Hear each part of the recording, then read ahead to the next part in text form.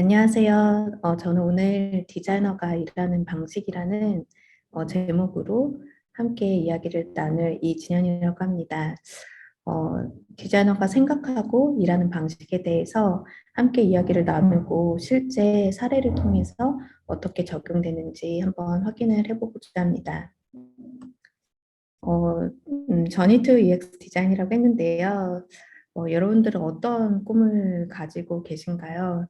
왼쪽에 있는 내용은 제가 되게 좋아하는 글입니다. 꿈을 성취하기 원하는 사람은 꿈을 가져야 합니다. 꿈꾸는 것을 좋아해야 합니다. 꿈꾸는 사람을 좋아해야 합니다. 꿈꾸는 사람을 가까이 해야 합니다. 꿈을 성취한 사람의 특성을 배워야 합니다. 오늘 여러분들께서 가지고 계신 또 꿈과 또 이제 UX라는 또 디자인이라는 그 속에서 마음껏 꿈을 펼치는 시간이 되셨으면 좋겠습니다. 저는 이제 산업 디자인을 전공을 하고 처음에 이제 UI 디자인, 웹 디자인을 시작을 하게 됐었고요. 그리고 이제 석사 과정에서 디자인 경영과 또 UX 디자인에 특화된 교육들을 이제 핀란드에 있는 헬싱키에 있는 대학에서 또 같이 공부를 하게 됩니다. 이제 그 이후에 계속해서 이제 UX 전략, 기획 이를 바탕으로 이제 비즈니스를 만들기도 하는 여러 가지 좀 역할들을 담당하게 되고요. 그러면서 이제 고객의 이노베이션을 도울 수 있는 형태로 또 이제 비즈니스를 설계할 수 있도록 여러 가지 다양한 방법론들을 통해서 이제 프로젝트를 진행하는 역할들을 하게 되었습니다. 자세한 내용은 뒤에서 좀 더 나누도록 하겠습니다. 디자인에 대해서 먼저 이야기를 나누려고 하는데요. 오늘 이 자리에 계신 분들의 한 7, 80% 정도가 이미 이제 디자인을 전공하거나 디자인 관련된 일을 하고 계시다고 들었습니다. 디자인의 어원이 라틴어로 이제 데시그나레라는 이제 언어가 이제 쓰여지게 되는데요. 이 의미는 표현하다, 나타나다, 설계하다, 구상하다, 디자인하다 이렇게 다양한 이제 표현들을 가지고 있습니다. 그래서 우리가 디자인한다라고 했을 때 단순히 스타일링을 하는 디자인이 아니라 무언가 내 머릿속에 있는 것들, 아이디어들, 생각들을 표현하고 그것을 보이는 형태로 나타나질 수 있도록 또 그것을 설계하고 구상하고 디자인하는 모든 영역을 이제 데스그나레라는 이 어원에서 출발된 단어가 또 디자인이기도 합니다. 디자인은 또 재밌는 포인트는 만국 공통어이기도 해요. 한국에서도 디자인을 디자인이라고 부르고요. 당연히 이제 미국에서 디자인이라고 부르죠. 네, 일본에서도 디자인이라고 부르고요. 어, 그만큼 사실 디자인이라는 부분들이 굉장히 많은 부분들에 또 통용되고 영향을 주고 있다는 부분들을 생각해 볼 수가 있습니다. 오늘은 조금 더 디자인에서 디자인 띵킹이라는 거는 무엇인가? 여기 계신 많은 분들이 한 번쯤은 들어보셨을 거고 어쩌면 조금 더 자세히 알고 계신 분들도 계실 거예요. 제가 현업에서 많이 질문받는 게 디자인 띵킹도 유행 아니야? 이런데 유행이 아님을 좀 말씀을 드리고 싶었고요. 디자인 띵킹은 제가 바라보는 시점은 오랫동안 디자이너들이 일해왔던 방식, 그리고 디자인이라는 아이디어를 내고 문제를 해결하는 방식을 하나의 이론으로 이제 정리가 되면서 디자인 띵킹이라는 말들이 굉장히 많이 사용이 되게 됩니다. 그래서 오늘 디자인 띵킹에 대해서 잠깐 먼저 이야기를 나눠보도록 할게요. 디자인 띵킹에 대한 많은 정의들이 있지만 이제 여기서 좀 포인트 하고 싶은 부분은 디자인 띵킹은 휴먼 센터드 어프로치를 가지고 있다는 부분입니다. 기술 중심이 아니라 마켓 중심이 아니라 사람을 중심으로 접근하는 방법인데요. 사람을 중심으로 접근해서 실제로 이제 이노베이션을 촉진할 수 있는 역할들을 하게 됩니다. 여기에서는 굉장히 중요한 두 가지 포인트가 있는데요. 하나는 right problem이 뭔지, 진짜 문제가 무엇인지를 찾아내는 부분입니다. 그러니까 문제가 아닌 문제를 가지고 계속 고민을 한다든지, 문제가 아닌 문제를 3개월, 6개월, 1년 동안 고민을 할 이유가 없는 거죠. 근데 그러면 어떻게 올바른 문제를 우리가 발견할 수 있냐? 그것이 엠파티는 공감한다라는 뜻인데요.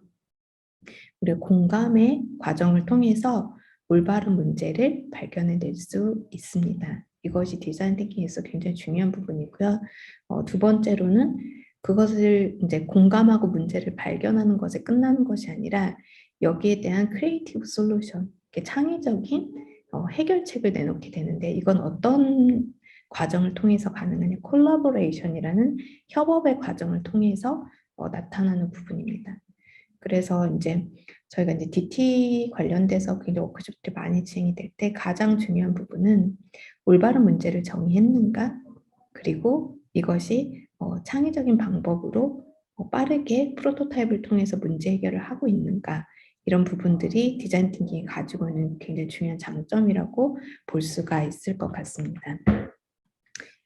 그래서 이제 이렇게 디자인 띵킹에 대해서 한번 정의를 확인을 해보면요.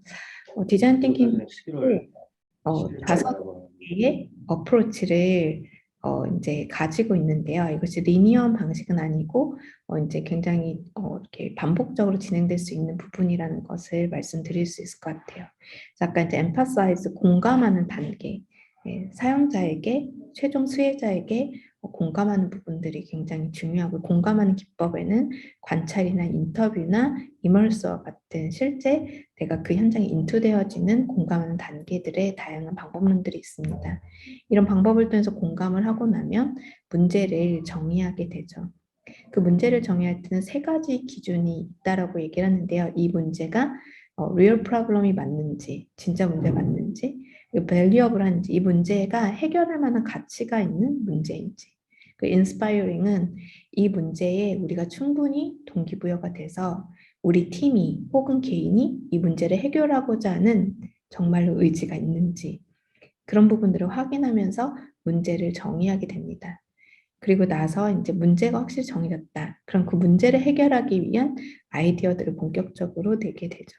근데 대부분의 한국에서의 교육은 솔루션을 내고 아이디어를 내는 데 집중되어 있기 때문에 문제를 디파인하는 것 자체를 굉장히 어려워하시는 경우들이 되게 많이 있어요. 그런데 올바르지 않은 문제를 가지고 고민하는 것만큼 큰 손해는 없겠죠. 이제 아이디어를 낼 때도 최대한 많은 아이디어를 통해서 수렴하는 단계들을 거치게 됩니다.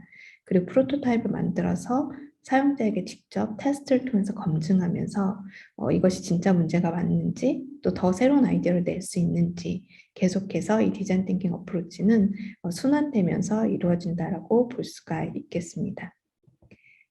디자인 띵킹 마인셋은 스탠포드 디스쿨에서 정의되어진 내용이기도 한데요. 한 번씩 점검해 보시면 좋을 것 같아요. 지금 우리가 공감을 실행하고 있는가? 이런 부분들에 대해서 질문해 볼 수 있고요. 피드백 받기를 두려워하지 않기. 네, 진짜 이야기를 듣는 것을 두려워하지 않고 피드백 받는 것을 두려워하지 않는 이유는 피드백을 통해서 이렇게 지적질을 받는 게 아니라 피드백을 통해서 더 발전되고 개선될 수 있다는 것을 알면 피드백을 받는 것을 두려워하지 않을 수 있습니다. 이것은 디자인 띵킹 마인셋에서 굉장히 중요한 부분이죠. 그리고 그냥 말로, 생각으로 멈추는 것이 아니라 행동으로 실험하면서 배우기. 영어로는 이제 make to think라고도 하는데요. 만들면서 생각하면서 배우는 과정을 의미하기도 합니다. 그리고 즐기기, 긍정적인 마음. 굉장히 우울하고 갈등 있고 원망스럽고 비교하고 이렇게 막 굉장히 이렇게 낙심되어 있을 때 우리가 아이디어를 내긴 굉장히 어려워요. 네, 그런 사람에게 우울한 사람에게 아이디어를 내라고 하면 굉장히 어렵습니다. 그래서 이제 긍정적인 마인드를 유지할 수 있도록 그래서 같이 아이디어를 낼 수 있도록 이 마인셋을 유지하는 것이 상당히 중요하고요. 프로토타이핑에 대해서 이제 아마 앞에 강의에서도 얘기해 주셨던 것 같은데 프로토타입을 통해서 많은 이제 실패를 줄이고 더 나은 개선책들을 찾아낼 수 있는 좋은 방법론이기도 합니다. 판단하기보다는 같이 의견들을 조율해 나가고요. 또 다른 사람들의 관점을 포용하고 이제 저희가 포스트잇을 쓰거나 이런 것들은 모호하게 이야기하는 것보다 아이디어를 눈에 보이는 형태로 글로, 그림으로 표현하면서 소통을 할 수가 있습니다. 이게 디자인 띵킹 마인셋 8가지에 대해서도 기억을 해주시면 좋을 것 같고요. 그렇다면 어떤 케이스들이 있을까요? 인브레이스 워머는 스탠포드 디스쿨에서 다루고 있는 굉장히 성공적인 프로젝트 중에 하나입니다. 네, 인도에 있는 친구들이 발견하게 돼요. 굉장히 이제 이렇게 조산아로 이제 태어난 아이들이 빠르게 이제 인큐베이터에 들어가지 못하고 이렇게 죽게 되는 아이들이 많다는 것을 발견을 하게 됩니다. 그래서 이제 그 디스크에 있는 이제 팀들이 디자인 띵킹 어프로치를 가지고서는 이 문제를 해결하고자 이제 직접 인도에 가게 되는데요. 출발하기 전에는 이런 질문들을 했습니다. 어떻게 하면은 우리가 보다 저렴하고 효율적인 인큐베이터를 디자인할 수 있을까? 라는 질문을 가지고 간 거죠.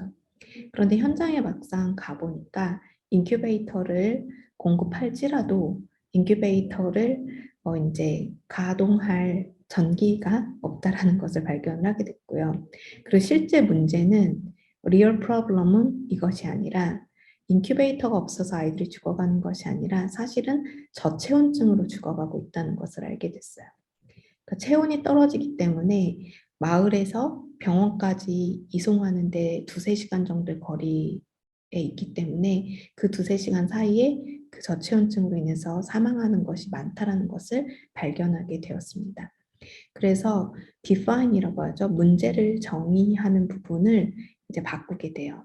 어떻게 하면 저렴하고 효율적인 인큐베이터를 디자인할 수 있을까 해서 어떻게 하면 미숙아의 체온을 유지시켜 줄 수 있을까? 저체온으로 죽고 있다는 걸 발견했기 때문에 그 체온을 떨어뜨리지 않고 유지할 수 있다면 이 문제를 해결할 수 있지 않을까라는 보다 본질적인 질문들을 시작하게 됩니다.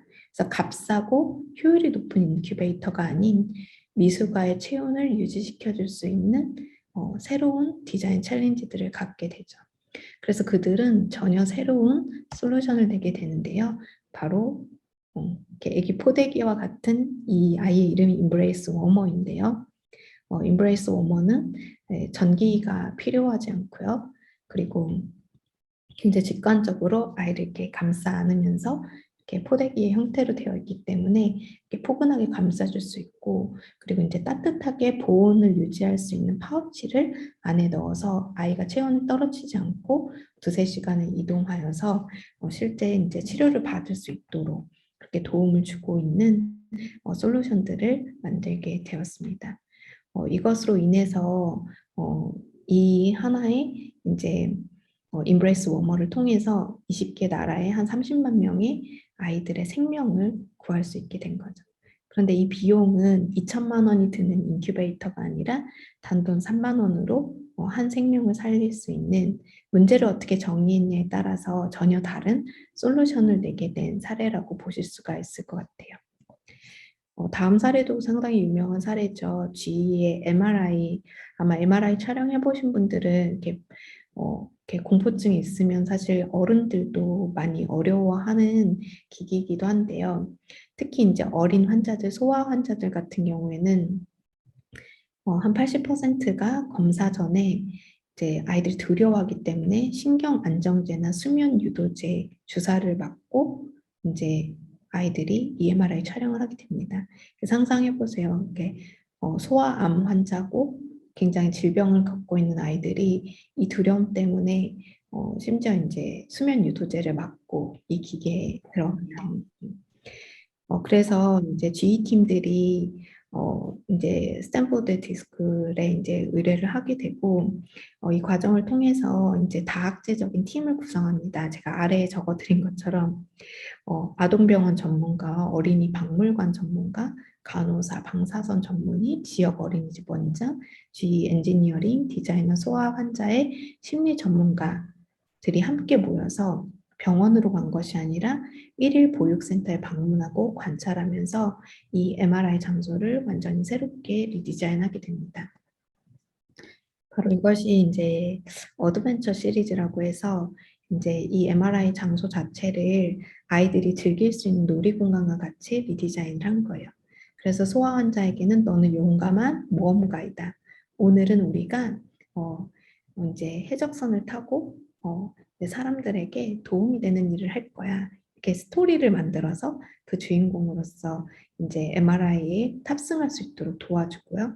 검사를 마치게 되면은 하나씩 보물을 가지고 갈 수 있도록. 그래서 아이들이 두려움에서 벗어나고 엄마 여기가 어딘지 MRI가 아니라 내일 또 여기 올 수 있어? 라는 이제 질문들을 하게 됐더라고요. 그 공포의 순간을 견딜 수 있는 것을 수면 유도제로 아이들에게 주입한 것이 아니라 스토리텔링을 통해서 아이들이 그것을 넘어갈 수 있도록 이제 도와주는 사례가 됐는데요. 그것을 위해서 이제 이런 영상 촬영하는 사람들이 이제 읽을 수 있는 디스크립션 같은 것들을 제공했다라고 해요. 그런 롤플레잉을 할 수 있도록. 그래서 많은 아이들이 수면 유도제를 맞지 않고 이렇게 촬영을 할 수 있도록 도움을 줄 수 있었던 사례입니다. 디자인 띵킹이라는 부분은 어떻게 문제를 정의하고 또 어떻게 솔루션을 내느냐에 따라서 많은 부분들이 달라질 수 있음을 증명하고 있습니다. 네, 그러면 이제 디자인 띵킹에 대해서 아까 이제 말씀드렸던 부분인데요. 그럼 디자인 띵킹이라는 건 특별히 다른 부분들이 아니라 오랜 시간 동안 디자이너들이 일해왔던 방식들을 잘 정리한 내용이라고 볼 수가 있을 텐데요. 그럼 디자인이 세상을 변화시킬 수 있을까라는 질문에 대해서 yes or no 어떻게 대답하시겠어요? 네, 저는 개인적으로 yes라고 생각을 합니다. 네, 디자인은 현장의 올바른 문제를 공감하고 정의하고 새로운 방식, 창의적인 방식으로 혁신을 이루어낼 수 있는 좋은 방법론이라고 또 과정이라고 접근법이라고 얘기를 드릴 수가 있을 것 같아요. 왜냐하면 디자이너는 이것을 사용할 사람을 생각하거든요. 나를 위해 디자인한다기보다는 이것을 볼 사람, 이것을 사용할 사람, 이것의 최종 수혜자를 위해서 디자인을 하게 되었는데요. 이렇게 오랫동안 디자이너가 일해온 방식들이 디자인 띵킹이라는 이제 이론화되어서 현장에 많이 적용되고 있다는 것을 말씀드릴 수가 있을 것 같아요. 그러면 오늘 제가 좀 굵직하게 가져오려고 했었던 토픽은 Human Centered Approach to Innovation. 저희 회사에서는 이거를 HCAI라고 부르는데요. 그러니까 네, 인간 중심의 어프로치를 통해서 이제 이노베이션으로 접근하는 방법에 대해서 이야기를 좀 나누고자 합니다. 네, 그렇다면 기업은 어떻게 디자이너 사고가 중심이 되어 일을 하는가? 그 HCI에 대해서 좀 말씀드리기 전에 지금 뭐 많이 보신 로고들이 있고요. 뭐 샤오미, 마켓컬리, 배달의 민족, 그리고 에어비앤비 굉장히 이제 익숙한 로고들인데요. 이 회사들의 특징은 디자이너들이 창업한 회사이거나 유저 센터드 어프로치로 회사를 운영하고 있는 회사들의 공통점이라고 보실 수가 있을 것 같아요. 그래서 디자이너가 주도하고 또 디자이너가 사회의 혁신과 변화를 일으킬 수 있는 많은 역할들을 할 수 있는 시대가 와 있음을 말씀드릴 수 있을 것 같고요. 그런 측면에서 이제 SAP라는 회사가 낯선 분도 계시고 익숙한 분들도 계실 것 같아요. 지금 이제 저희 회사 같은 경우는 이제 올해 50주년이 되었고요. 한 10만여 명의 이제 임직원들이 있습니다. 그 중에 전 세계에 저를 포함해서 디자이너는 한 60명에 불과하다고 보시면 될 것 같아요. 전통적으로 이제 IT 회사이기 때문에 B2B 소프트웨어를 만드는 회사라고 보시면 될 것 같고요. 전 세계 한 96%의 이제 B2B 기업용 소프트웨어를 이제 사용하고 있는 상당히 독과점 회사와 좀 유사하다라고 보실 수가 있을 것 같아요. 이제 이런 SAP에서도 굉장히 중요한 혁신에서 디자인 띵킹 어프로치들을 사용하고 있는데요. 그 중에서도 이제 저와 같은 디자이너들이 활동하는 조직은 이제 앱하우스라는 조직입니다. 그래서 여기 보이시는 것처럼 저희의 미션은 Human Centered Innovation Approach를 통해서 이제 SAP의 비즈니스 테크놀로지 플랫폼을 기반으로 한 이제 비즈니스 데이터들을 가지고 이제 고객에게 밸류를 제공하는 역할들을 하게 되는데요. 그래서 중요한 건 휴먼 센터드 어프로치를 활용하고 있다라는 점입니다. 전 세계 하이델베르그, 팔로알토, 서울, 베를린 그리고 이제 뉴욕의 이 앱하우스의 거점들이 이제 있게 되어 있고요. 이것이 이제 플레이스는 이노베이션에서 중요한 세 가지 P가 있는데 그 중에 하나가 이제 플레이스라고 보실 수가 있을 것 같아요. 이런 공간들이 또 이제 워크숍이나 실제 이노베이션 프로젝트를 하기에 이제 최적화된 공간들로 설계가 되어 있고요. 판교에 있습니다. 이 공간은 여러분들 와서 보실 수가 있고요. 그리고 이제 에파우스에서는 또 중요한 이제 디자이너들과 또 비즈니스를 리드할 수 있는 사람들과 테크놀로지 전문가들이 함께 일을 하고 있습니다. 그리고 이제 말씀드렸던 이 휴먼 센터드 어프로치 투 이노베이션 같은 경우에는 크게 이제 뭐 3단계, 4단계로 말씀드릴 수가 있을 것 같아요. 이제 explore에서 discover, design, deliver라는 이 어프로치를 사용하고 있고요. explor는 이제 탐색의 단계라고 볼 수가 있겠죠. 실제 어떤 문제를 해결해야 되는지조차 알지 못할 때 프로젝트의 목적성과 프로젝트의 이제 정의되어야 되는 유즈 케이스를 정의하는 단계에서 이제 탐색의 과정이 필요할 때 explore phase가 진행이 되게 됩니다. 어느 정도 어떤 시나리오로 이제 문제를 해결해야 된다는 것들이 정의가 되어 있으면은 이제 디스커버라고 해서 이제 발견하는 단계로 들어가게 되는데요. 이때는 as is라고 해서 현재의 시나리오를 분석하고 to be 시나리오라고 해서 이제 미래에 여기에서 보다 나은 개선된 시나리오일 수도 있겠고요. 저희는 보통 혁신 프로젝트를 다루기 때문에 이전에 없었던 to be 시나리오에 대한 이제 발굴들이 시작이 되게 됩니다. 이때 유저 센터드 어프로치를 통해서 진행을 하게 됐고요. 여기에서 나와진 결과들을 빠른 디자인 프로토타입을 통해서 검증하고 사용자고 이제 검증 단계를 통해서 딜리버까지 가는 단계들을 거치게 됩니다. 이렇게 검증되어서 딜리버된 솔루션들은 런 앤 스케일이라고 해서 이제 전 세계에 확산할 수 있는 형태로 개발이 되어진다라고 보시면 될 것 같습니다. 그래서 이제 그 중에서도 이제 디스커버 페이지는 상당히 중요한 이제 과정인데요.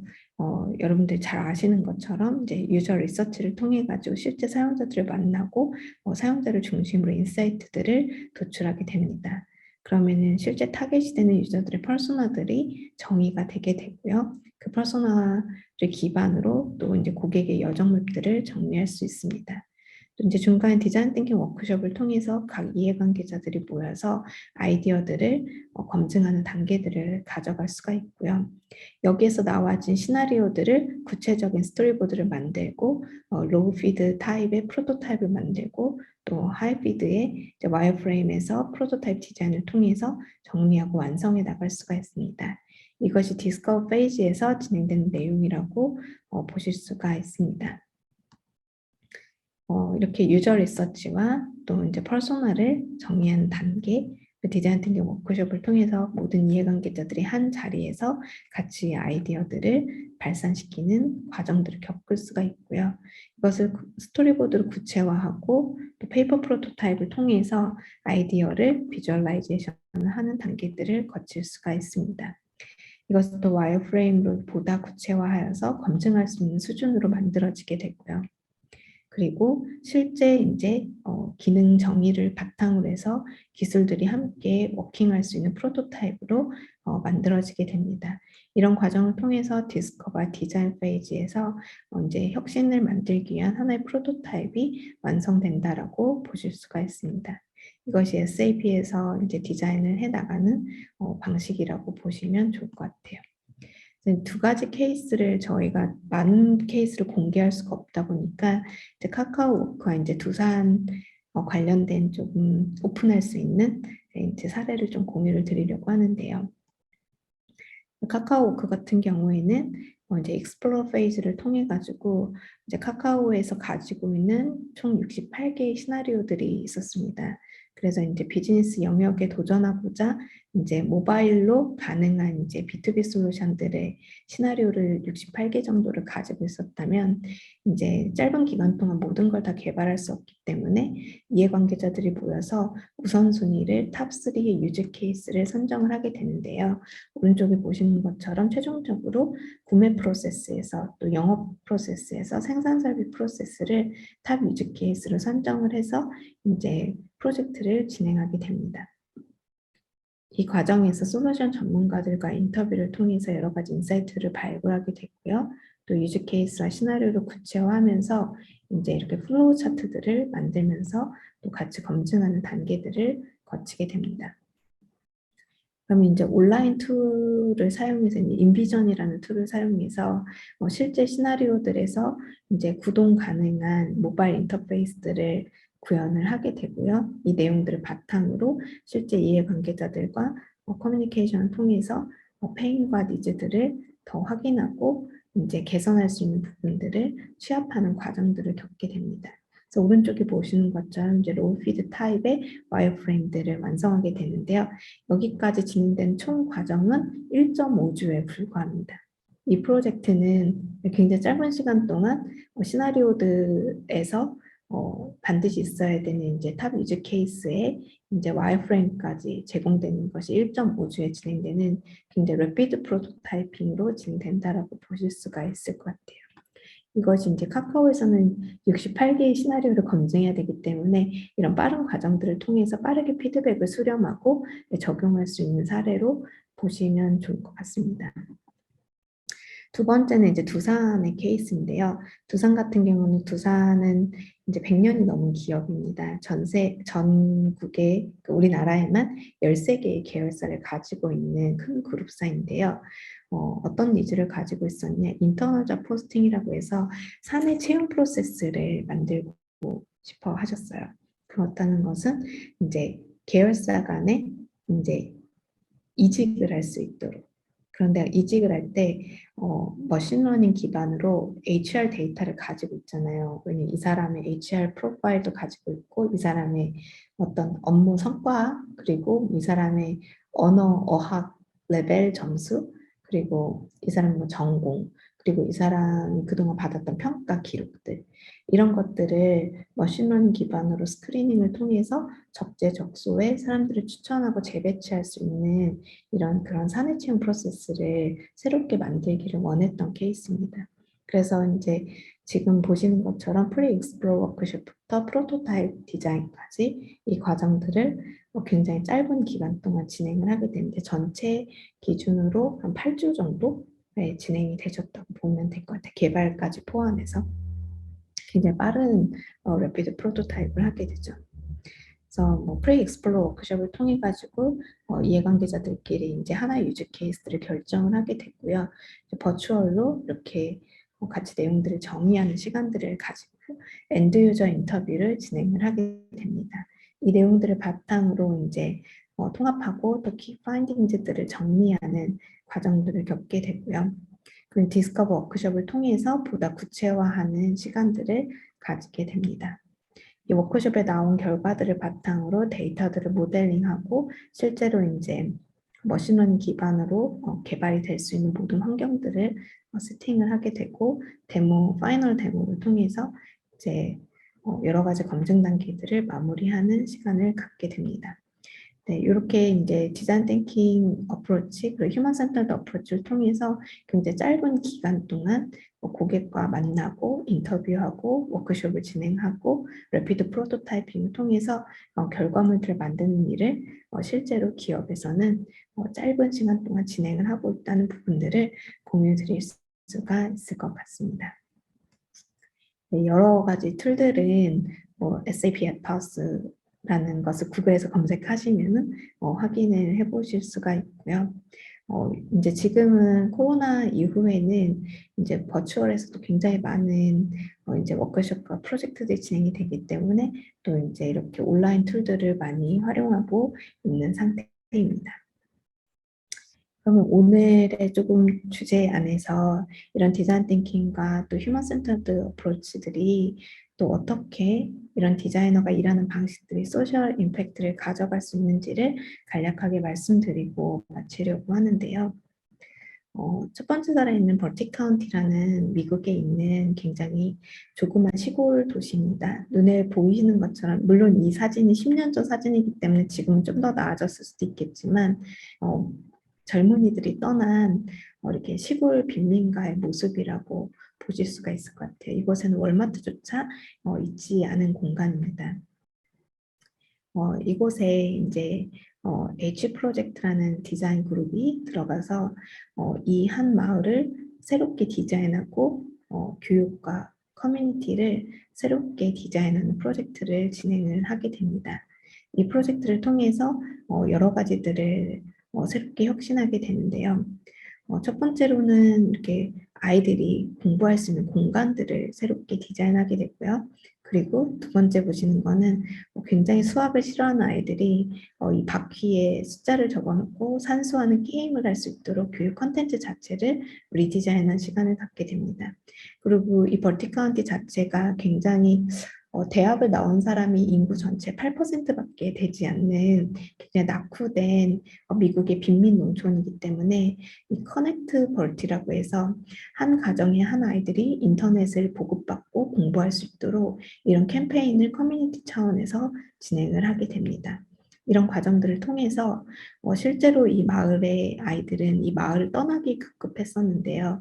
이곳에서 교육을 받고 자란 아이들은 여러 가지 프로젝트들을 경험하면서 조금 더 내가 태어나고 자란 그 마을을 위해서 기여하고 또 기능들을 활용할 수 있고 그 마을을 떠나지 않고 마을을 성장시킬 수 있는 형태로 아이들이 변화되어지고 또 그런 이야기들을 나누는 것을 볼 수가 있습니다. 지금 마지막 하단에 보이시는 것은 시내에 이제 야외 농산물 직거래 장터를 만드는 일을 하고 있는 건데요.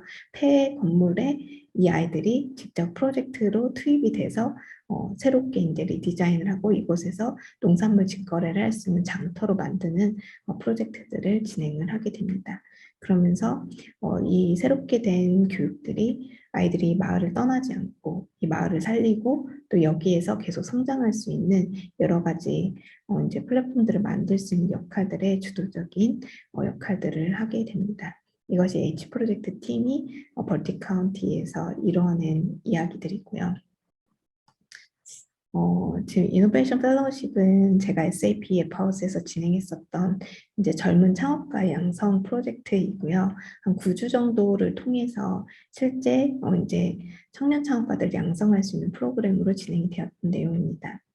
디자인 띵킹 어프로치를 통해서 9주 동안 빠르게 프로토타입을 만들고 시장이 검증하는 과정들을 경험을 하게 됐고요. 이 과정들을 이제 뭐 실리콘밸리도 같이 가고 베를린도 같이 가면서 좀 글로벌 프로젝트로 진행이 되었었는데요.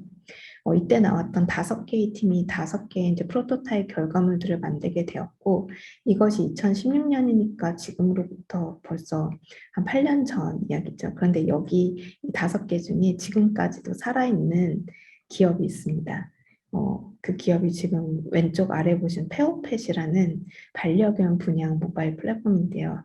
이때 3명의 창업가가 이제 이 디자인 띵킹 어프로치를 통해서 만들게 됐던 이 플랫폼이 제가 어제 검색해 보니까 15만 명의 유저를 확보하고 있고 반려견 시장에서 45%의 사람들이 사용하고 있는 이제 반려견 플랫폼이 되었습니다. 페어펫은 제 기억에 이때 이 친구들이 People and Pet을 이제 줄여가지고 페어펫이라는 브랜드 네이밍을 갖게 됐는데요. 그래서 이 창업가 양성 프로그램을 통해서 그리고 디자인 띵킹 어프로치를 통해서 실제로 이제 기업가가 양성되는 케이스라고 보실 수가 있을 것 같습니다. 마지막으로 이제 바누아투 SDG 6 포럼에 대해서 말씀을 드리고 마무리를 하도록 하겠습니다. 제가 2019년에 이제 바누아투는 오세아니아에 있는 작은 섬나라입니다. 이런데 피지라는 섬을 들어보셨을 텐데요. 그 옆에 있는 섬이라고 보시면 될 것 같아요. UN에 등록되어 있는 주권 국가이고요. 네, 이곳에서 SDG 17개 중에 6번째 이제 물에 대한 이제 수질에 대한 이제 포럼이 열리게 되었습니다. 이때 같이 공유했던 내용들이라고 보시면 될 것 같은데요. 우리가 물에 대한 생각을 했을 때 이제 라이프 스트로우가 굉장히 유명한 사례입니다. 하지만 이 라이프 스트로우가 사실상은 성공한 것 같지만 이 보급이 상당히 어려워짐에 따라서 이 보급률이 낮아질 때 이것을 사람들이 이제 구매할 수 없는 상황이 되기 때문에 굉장히 많은 범죄들이 일어나는 좀 반대급부적인 현상들이 사실상 많이 일어나고 있습니다. 그러니까 물 부족 국가에서는 또 물의 오염도가 심한 곳에서는 도적질이라든지 또 이것을 이제 법이 충분하지 않은 이렇게 개발도상국가나 제장국가에서는 좀 이해할 수 없을 수 있지만 이런 물건 하나 때문에 살인 사건이 일어나기도 하는 사례들이 보여지게 되는데요. 사실은 살리려고 만들어졌던 라이프 스토리지만 그 이후에 그 현장에는 우리가 예상하지 못했던 많은 사건들이 또 발생하기도 합니다. 그래서 어, 이들에게는 여전히 비싼 가격이고요. 그리고 다양한 범죄들이 유발되고 있는 또 어려운 이야기들이 많이 또 벌어지고 있는 것을 보게 되는데요. 또 이제 되게 유명한 사례이죠. 이렇게 플레이 펌프라고 해가지고 아이들이 여기에서 이렇게 펌핑을 하면서 이렇게 플레이풀하게 놀면은 이것이 이제 우물 효과가 돼서 이제 계속해서 이제 물을 이제 축적할 수 있는 놀이형 개념의 이제 이 워터플레이 펌프가 상당히 이제 유명한 사례인데요. 이걸 이제 빌 게이츠 재단에서도 많은 후원을 했고 많은 미디어에 노출이 되었습니다. 이런 이제 원리들을 통해 가지고 제공이 되고 상당히 많은 비용을 들여가지고 설치를 하게 되죠. 하지만 현재는 아무도 사용하지 않고 아무도 찾아오지 않는 이제 흉물이 되었다라고 해요. 그래서 이 마을에서는 그냥 한 번의 홍보 효과만 있었던 실제로는 이렇게 클린업 되지 않는 상태로 버려지게 된 거죠. 왜냐 조금 단순한 생각으로만 바라봐도 아이들이 하나의 놀이기구에 평생을 놀지는 않는 것 같아요. 그땐 되게 즐겁게 놀았는데 계속해서 찾아와서 플레이풀하게 놀지는 않는 것 같습니다. 그래서 실제로 이런 일들이 너무나 많은 거죠. 자본금과 또 많은 사람들의 홍보 효과와 많은 기업들의 스폰을 받지만 실제 그 지역에 필요한 것들이 만들어지지 않는 사례들은 더 많은 것 같습니다. 그래서 디자인 띵킹과 또 휴먼 센터드 어프로치는 현장을 중심으로 실제 그 엔드 유저에게 꼭 필요한 것을 만드는 방향으로 디자인되어야 된다는 부분들을 이야기를 나눌 수가 있을 것 같은데요. 그렇다는 것은 그 사용할 사람들의 컨텍스트를 이해하고 그 사용할 사람들의 대상을 이해하고 우리가 기술을 활용할 수 있다라고 이야기를 할 수가 있을 것 같습니다. 그래서 이 내용들을 좀 다루면서 이야기를 나눌 수가 있을 텐데요. 이 사례 같은 경우에는 콜롬비아에 있는 한 곳 낙후된 도시입니다. 이곳엔 여성들만 살고 있는데요. 왜 여성들만 살고 있냐면 이 여성들이 이렇게 매춘부라고 하죠. 몸을 팔아서 생계를 유지하는 그런 마을이에요. 그렇기 때문에 이제 이렇게 대대손손 그렇게 자라나고 태어나고 이제 그런 이제 콜롬비아에 있는 한 낙후된 마을에 이제 헬싱키에 제가 이제 같은 대학에 있었던 박사 팀들이 이곳에 들어가게 됩니다. 멀티 디서플러너리라는 팀을 구성을 하게 되는데요. 다학제적인 팀을 구성하고 이제 6개월 동안 리서치를 진행을 하면서 이들이 굉장히 수공예에 능하고 이 마을에서 토산물로 좋은 수공예품들을 만들 수 있다는 것을 발견하게 됩니다. 그리고 여기에서 멈추지 않고 이들을 위한 팩토리를 공장을 지어주게 되고요. 그리고 정부와 또 이제 여러 기관들의 펀딩을 이제 주선하게 됩니다. 그래서 이들이 더 이상 옆에 마을에 가서 몸을 팔지 않아도 수공예를 통해서 자생적으로 이 마을에서 살아갈 수 있는 토대를 마련해 주게 되는데요. 사실은 이런 부분들이 디자인이 할 수 있는 영역들이라는 것을 좀 확인할 수가 있습니다. 그래서 어떻게 어떤 사람들에게 또 이제 그 커뮤니티에 또 그리고 다음 세대에 영향을 줄 수 있는지를 저희가 확인할 수 있는 사례가 되겠죠. 이런 내용들을 바탕으로 바나우트에 제안했던 내용들은 실제로 이제 여기에 이제 빗물을 모아서 식수 탱크를 만들어주는 사업들을 진행을 하게 됐는데요. 그런데 실제로 그 탱크들을 얼만큼 설치해야 되는지에 대한 질문들이 있었습니다. 그래서 많은 탱크들이 필요한 것이 아니라 딱 필요한 만큼만 그 탱크들을 만들면 될 텐데요.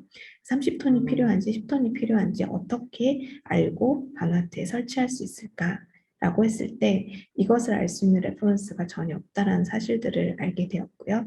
그럼 이 데이터들을 끌어모으기 위해서는 기후 조건과 실제 그곳에 몇 명이 살고 있는지 그리고 어느 정도의 거리를 가지고 있는지 여러 가지 요인들을 분석해서 빅데이터를 기반으로 첫 번째 마을에는 10톤이면 충분하고 두 번째 마을에는 30톤이면 충분하고 세 번째 마을에는 20톤이면 충분하다라는 것을 이제 예측 기반으로 필요한 만큼의 물탱크들을 제공할 수 있는 부분들을 바누아투 SDG 6 포럼에서 제안을 하게 되었습니다. 그래서 이런 과정들을 통해서 조금 더 펀더멘털한 그리고 서스테이너블한 솔루션들을 제안하고 바누아투뿐만 아니라 전 세계의 사람들이 이 혜택을 받을 수 있는 모델들을 이제 제안하는 작업들이 SDG6에서 진행이 되었던 사례들을 말씀을 드리게 되었습니다. 오늘 되게 다양한 이야기들을 좀 나눴는데요. 디자인에 대해서, 디자인 띵킹에 대해서, 휴먼 센터드 디자인 어프로치에 대해서 그래서 사회에 영향을 주는 디자인이고 또 세상을 바꾸고 살릴 수 있는 디자인이라는 부분들을 여러분들과 짧은 시간을 통해서 또 여러 가지 케이스들을 통해서 나누는 시간을 갖게 되었습니다.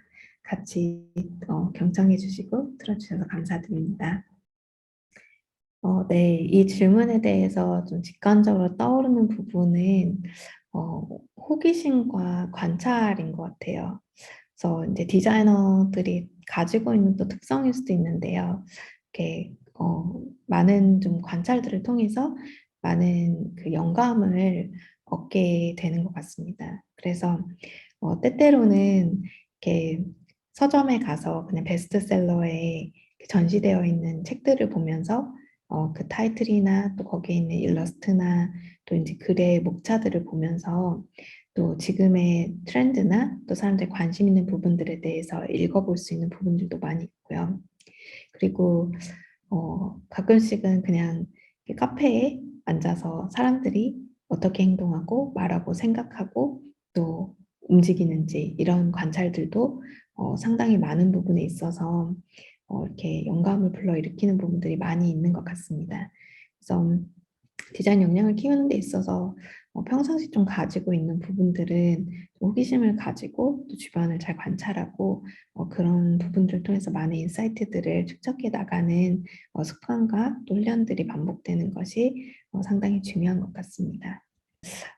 아무래도 이제 기존 업무 프로세스에서 변경을 이제 요구하게 될 때 익숙하지 않은 것에 대해서 반감을 갖거나 이제 거부감을 갖는 경우들이 많이 있을 텐데요.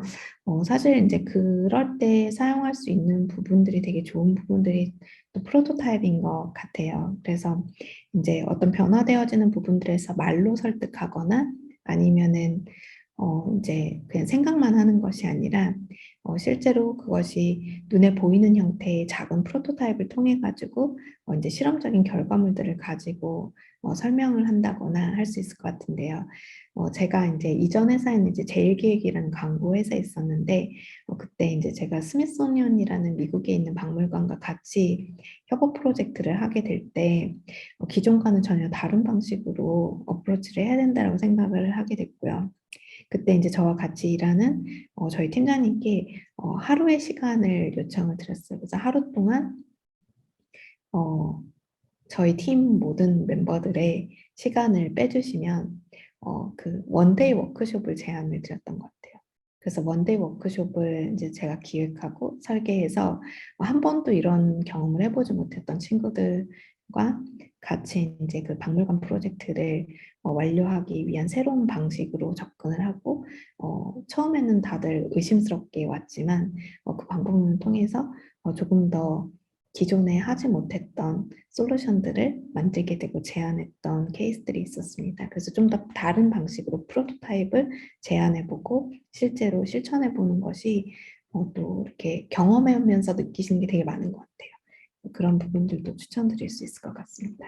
네, 이 질문은 오늘 강의 자료 속에서 좀 많이 해소가 되셨기를 바라는데요. 어, 어디에서 아이디어를 얻고 어디서 영감을 얻느냐? 저는 사람에게서 제일 많은 아이디어를 얻고 또 사람을 관찰하고 또 인터뷰를 통해서 그 사람들의 이야기를 듣고 또 그 행동들을 직접 이제 확인하면서 많은 영감들을 받고 그것을 정리해 나가는 것에 익숙한 것 같습니다. 그래서 의견을 듣고 어떻게 소통하는가 이런 부분들도 굉장히 다양한 방법론이 있을 것 같은데요. 코크리에이션과 같이 아이디어를 만들어 보는 방법들로 소통을 할 수도 있겠고요. 그리고 뭐 다양한 방식들이 있을 것 같아요. 인터뷰 자료들을 전달하고 서면으로 받아보기도 하고요. 아까 보여드렸던 온라인 툴들을 통해서 이분들이 아이디어를 낼 수 있는 이제 온라인 머티리얼들을 만들어 놓고 이것을 하나하나 채워 나가면서 또 의견을 듣고 소통하는 방식들 되게 다양한 방식으로 소통을 할 수가 있을 것 같습니다. 아이디어와 영감은 네, 그 엔드 유저를 통해서 확인하는 것이 가장 중요한 방법이라고 생각을 합니다. 생활 속 디자인 역량을 올릴 구체적인 방법, 앞에서도 많이 말씀드렸는데 또 다른 방법을 좀 얘기를 해본다면 다양한 사람들과의 대화인 것 같아요. 저는 상당히 주변에 이제 디자이너들하고 대화를 많이 하게 되는데 전혀 디자인과 무관한 사람들과의 대화 속에서 전혀 다른 이제 인사이트들을 얻게 되는 경우가 있는 것 같아요. 그런 것 중에 하나가 이제 제가 그걸 위해서 이제 조금 지금보다 어릴 때 시도했던 게 독서 모임 같은 거였었는데요. 그 독서 모임에는 디자이너가 이제 저 한 명밖에 없고 철학을 전공하신 분, 변호사이신 분, 굉장히 전혀 다른 분야의 사람들과 하나의 책을 가지고서는 토론하고 포럼하면서 굉장히 다른 세계들을 많이 만났던 것 같고요. 이런 부분들이 실제로 디자인 작업을 해나가는 데 있어서 많은 도움을 주었던 것 같습니다. 네. UX, UI 디자인을 작업을 할 때 무엇을 제일 고려할 것인가? 네, 사실 그래서 그냥 같은 답변처럼 느껴지실 수 있는데요. 실제로 이제 사용자들이 어떤 문제점들을 이야기하고 있는지, 그리고 사용자의 진짜 페인 포인트가 뭐고, 사용자의 진짜 니즈가 무엇인지, 이 부분들을 충분히 고려해서 이제 디자인을 하는 것이 중요하고요. 그 디자인은 사실 완성도를 높인 디자인보다는 이제 로우 피드 타입에서도 충분히 사용자들과 검증하면서 빠르게 수정하고 변경할 수가 있습니다. 오늘도 제가 굉장히 장시간에 워크숍을 통해서 한 그룹사의 이제 래피드 프로토타이핑 결과들이 나왔는데 이걸 가지고 이제 실제 이제 UX 디자인 작업을 하게 될 거고 저희가 하이 피델리티의 프로토타입이 나오기 전에 이제 중간 과정에서 빠르게 검증을 하자라는 이제 내용들을 좀 이야기를 하게 됐는데요. 현업에서는 실제 디자이너들과 충분히 소통하고 확인하고 이것을 원래 저희가 2주 뒤에 발리데이션이라고 해서 검증 단계, 소비자와 사용자와 검증 단계를 2주 뒤에 가질 예정이었는데 오늘 이제 워크숍을 통해서 우리가 일주일 단위로 검증하면서 보다 사용자에게 꼭 필요한 형태로 UX들이 정리될 수 있도록 디자인을 하는 것이 중요하겠다라고 현업에서 또 같이 디스커션을 하고 그런 결정들을 하고 진행을 하게 됩니다. 그래서 앞서 말씀드린 것처럼 그 방법론을 그대로 사용하는 것 같아요. 사용자 중심으로 인사이트를 도출하고 그리고 그걸 바탕으로 해서 디자인을 하고 그 프로토타입을 빠르게 검증하고 이 과정들을 계속 반복하는 이제 그런 과정이 되는 것 같습니다. 네. 네, 주니어 레벨에 있는 디자이너에게 어, 좀 많은 부분들을 이렇게 경험하시고 시도해 보시면 좋을 것 같아요. 그래서 이제 사실 UX 디자인이라는 부분은 사람을 이해하고 사용자 중심으로 모든 것을 재해석하고 그것을 어떤 기술과 또 문화와 접목해서 최적의 사용자 조건들을 만들어내는 과정이기 때문에 이렇게 여행도 많이 다니시고 또 많은 경험들도 하시고 회사 안에서는 다양한 경험들을 가진 사람들과 대화도 많이 나누면서 좀 이렇게 방향들을 넓혀가는 과정들을 많이 경험하시는 것이 중요하지 않을까라는 생각이 듭니다.